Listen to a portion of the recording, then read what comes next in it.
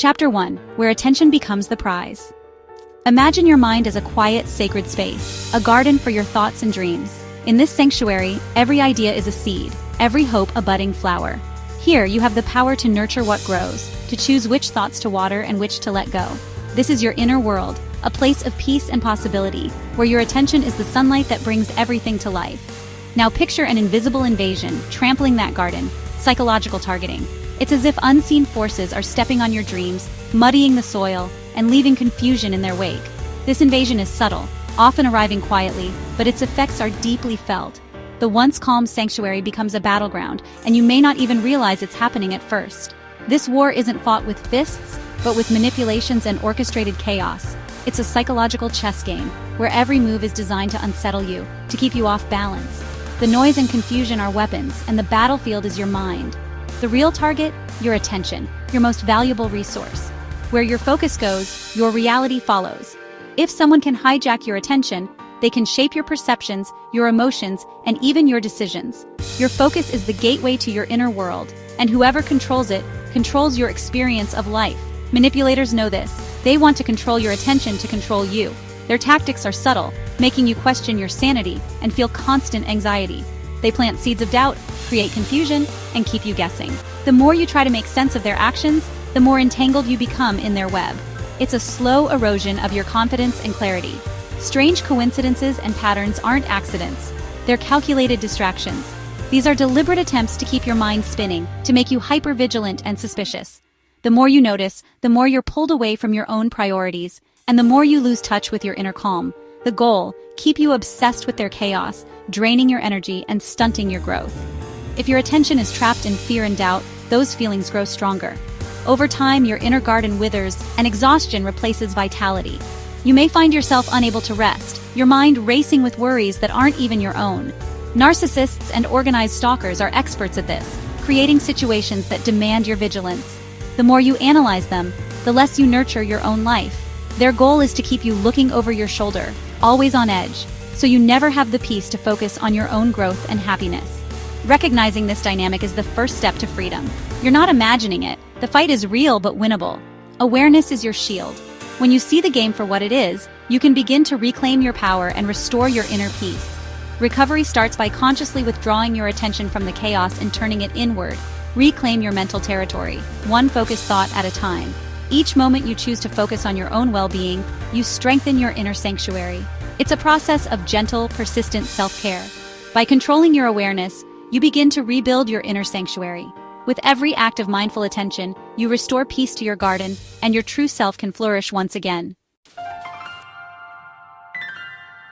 Chapter 2. Attention and Awareness in the Face of Trauma. To heal from trauma, it's essential to understand the tools you already possess, your attention and your awareness. These are the foundations of your inner world, and learning to use them skillfully can transform your healing journey. Think of attention as your mind's spotlight. You have the power to choose where it shines, what it illuminates, and what it leaves in the shadows. This spotlight can help you focus on what matters, but it can also be hijacked.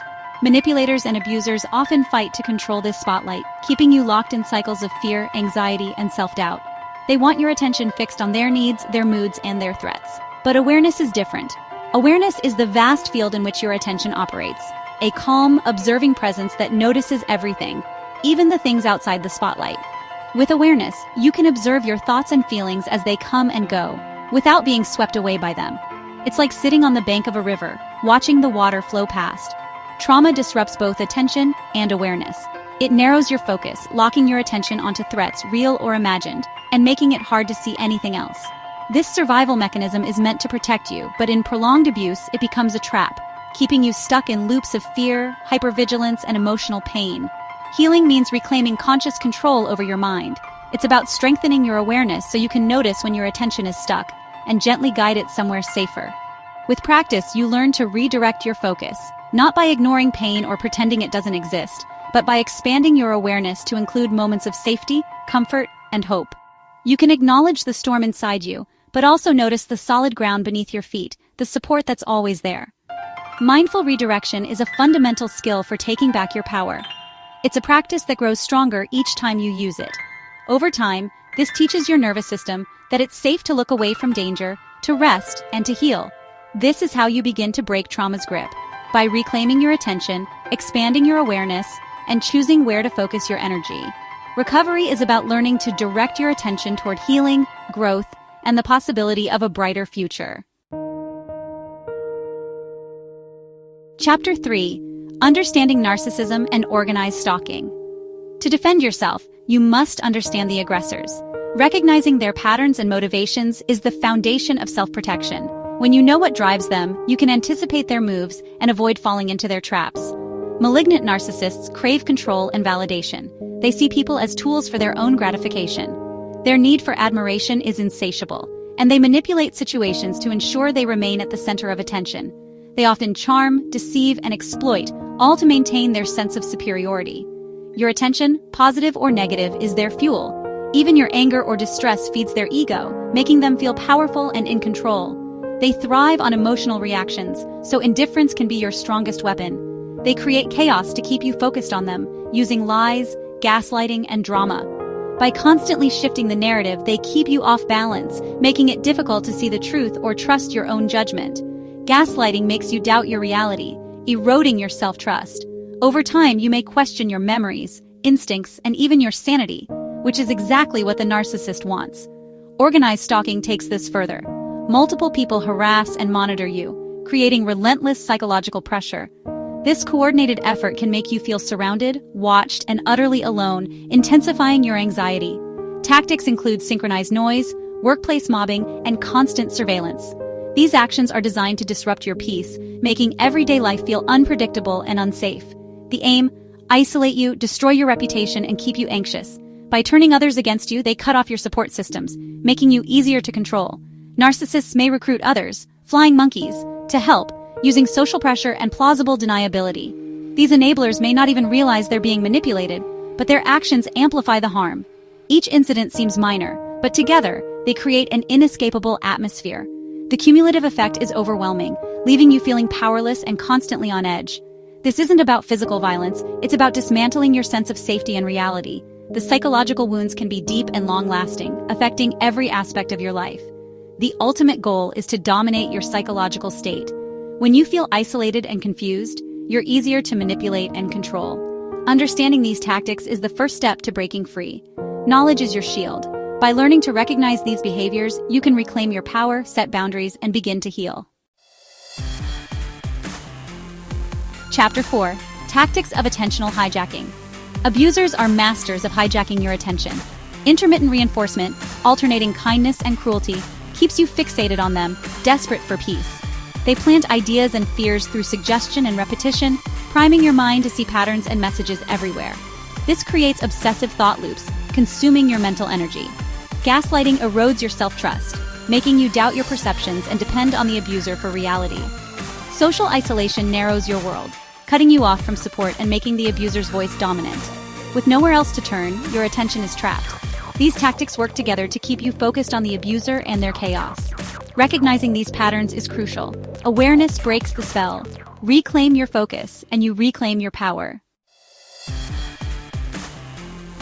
Chapter 5: The Psychological Toll of Sustained Targeting. The constant pressure of psychological targeting is like daily poison. Your nervous system is stuck in fight or flight, leading to exhaustion and health problems. Mentally, you may develop complex PTSD, persistent shame, emotional turmoil, and distorted self-perception. Joy and connection fade, replaced by dread and hopelessness. Cognitive overload causes brain fog, making it hard to concentrate or remember. This isn't your fault. It's the result of relentless stress. The worst damage is to your sense of self and trust in the world. Gaslighting and isolation leave you feeling alienated from others and yourself. The world becomes hostile, and you lose touch with your own values and desires. This deep wound makes it hard to form new relationships or find meaning. But understanding the toll is the first step to healing. Chapter 6: The Power of Awareness in Healing. Healing begins by turning your awareness inward. For too long, your attention was trapped by the abuser's chaos. Now consciously redirect your energy to your own inner world.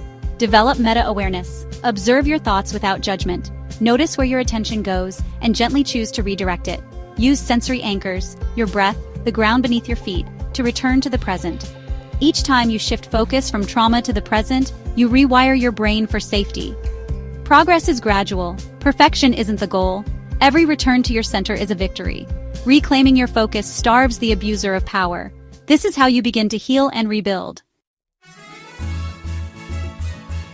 Chapter 7. Forging a path to freedom and recovery. Rebuilding your life means moving from victim to survivor to thriver. First, set strict boundaries. Low or no contact with the abuser is essential. Block them, filter communications, and use third parties if needed. Next, ground yourself in the present with daily mindfulness practices. Use sensory grounding to break anxiety and flashbacks. Rebuild your support system. Reconnect with trusted friends, join support groups, and seek trauma-informed therapy. Sharing your story with others who understand is deeply validating. Finally, reclaim your identity by rediscovering passions and activities that bring you joy. Fill your life with positive experiences and rebuild your sense of self. Each joyful step is a move away from their shadow. You are returning to the vibrant, powerful person you've always been.